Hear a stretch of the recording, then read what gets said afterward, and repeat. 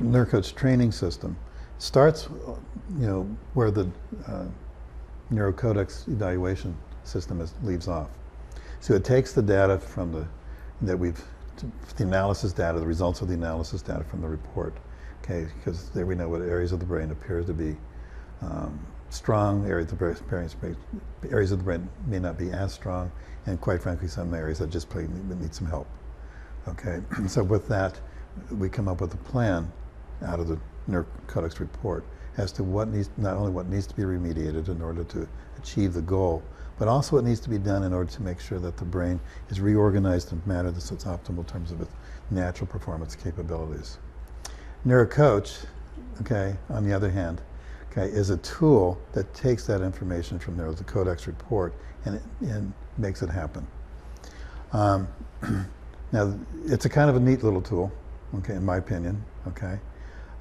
It basically has a set of electrodes, okay, that allows a person to measure, put it on the scalp and measure different regions of the brain, okay, and as it's measuring it, looking at things like cognitive load, okay, so cognitive load, perceptual loads, okay, where the person's focusing, not attending, the interactions of the different switching mechanisms internally, okay.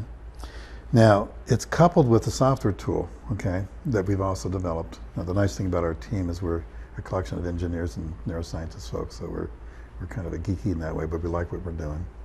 And so we've been able to sit down and take some of our classic cognitive neuroscience testing processes as well as our experiment processes and essentially gamify them.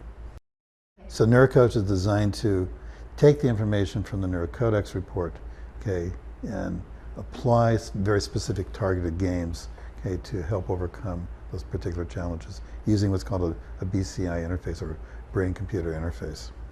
That particular interface reads different things, and we compute things like perceptual load, cognitive load, fatigue, okay, whether or not the person's actually engaging, okay, task engagement, okay, whether they're getting bored, not motivated. Because our games, some of them are hard. And when it's happening, if the person is not trying, we signify and let the person know you're not trying, okay? So it's not that the game's not hard, you're just not trying. It's part of the intention of it. Now, those particular games and activities, we set up a circuit training, okay, much like going to the gym.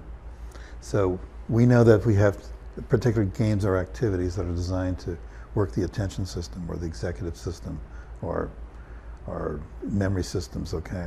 Now, reason why we did it that way, much like going to the gym, we can use the same games and activities, just change the settings on those games and activities. So we know that what happens, and the settings come from the neurocodex report, by the way.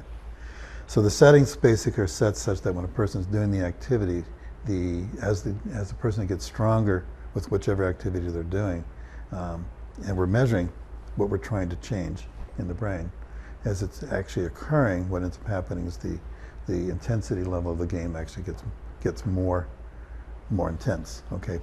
It gets harder, basically, okay? Same token, we also work with a lot of folks that have neurological issues because they have health issues, okay? They've had either toxic issues or that type of stuff. Sometimes what happens is people get tired. So there's a sweet spot in where we're trying to get the brain to change. So we always make sure we stay within that sweet spot.